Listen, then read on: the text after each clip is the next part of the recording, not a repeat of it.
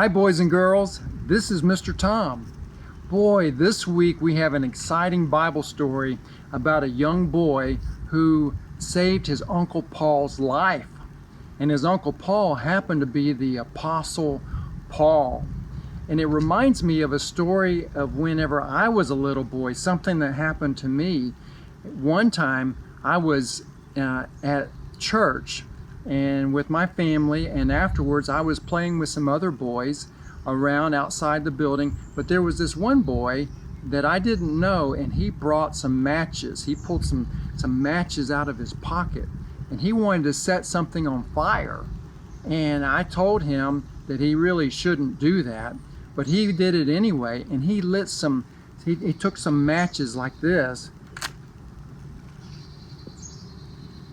and he started a fire, and he lit some grass right by the church building, and the fire started coming up even though I told him not to, and all the little boys ran away, and I ran to the front of the building to get some men to come and help me put the fire out, and they did, and they put the fire out. But it was scary because I didn't know if they were going to blame me, and they questioned me about it.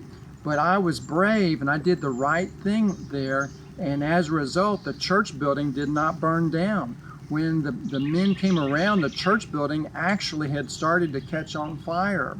And so sometimes all of us have to be brave. Mr. Tom is not always brave, but I try to be. But this was one time when I was brave, and it kept the church building from burning down. And so we should all try to be brave. A couple of things: we never play with matches, because fire is good in that we can cook with it and we can stay warm with it, but it also can be very dangerous. So we never play with matches, and we always are around our mommies and daddies whenever there is any kind of fire. We make sure that they're around. But in today's Bible story, we're going to read about where this young boy saved his Uncle Paul's life. Come and join me in that Bible story. Last week, when we left Paul the Apostle, he had been arrested and he was in jail overnight in Jerusalem. The next day, the Roman commander, freed Paul after learning that he was a Roman citizen. Here's a picture of what a Roman commander would have looked like.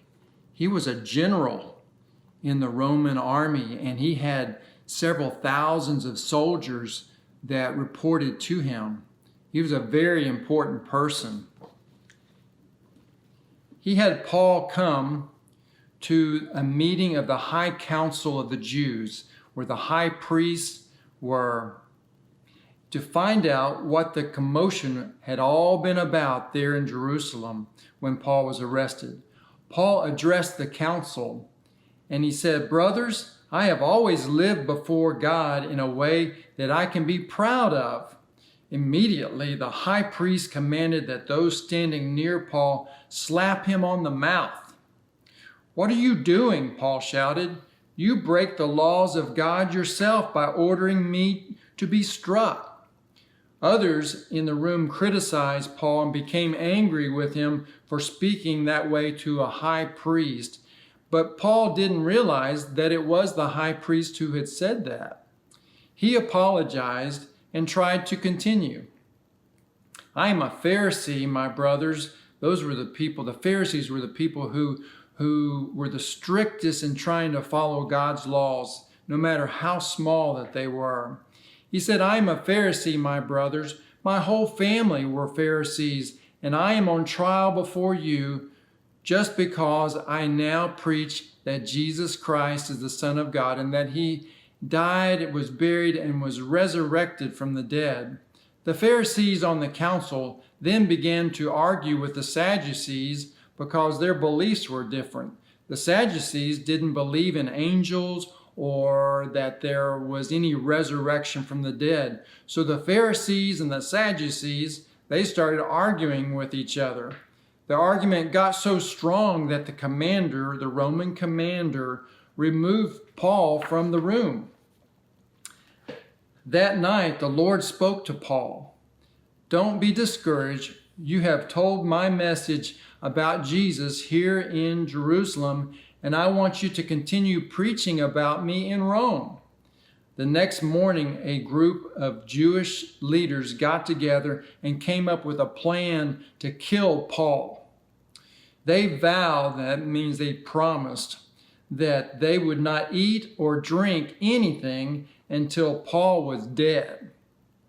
But Paul's nephew heard about their plan and warned Paul about the plan, that they had to kill him.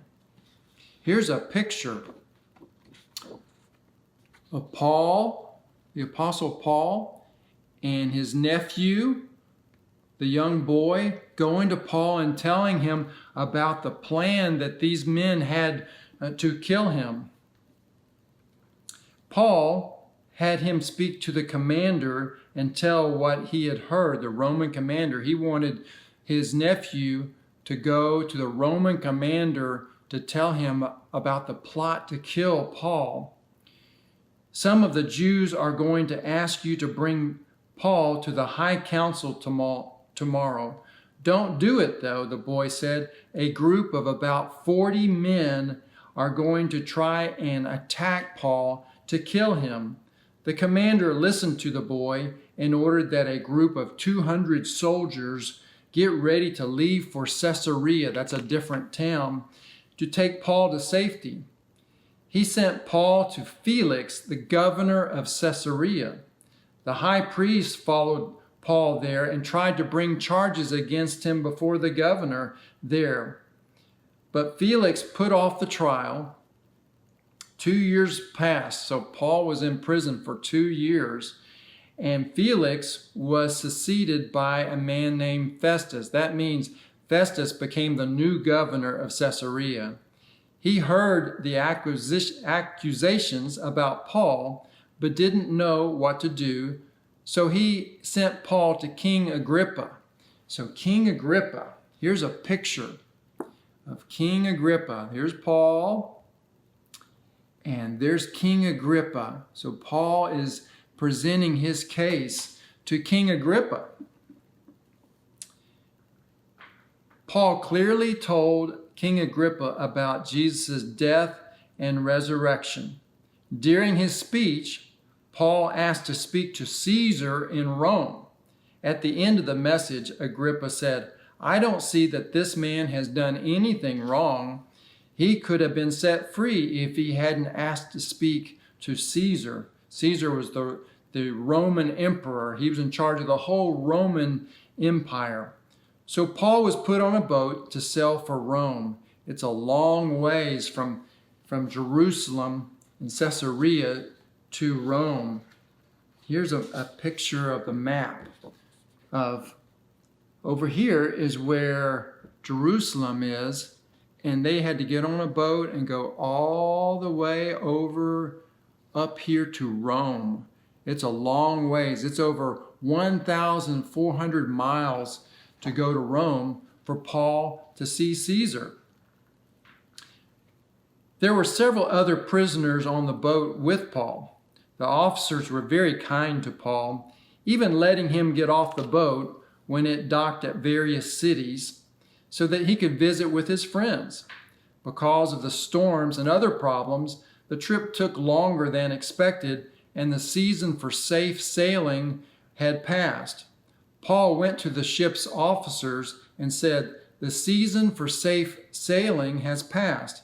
If we go on, we may have trouble. We may even have a shipwreck."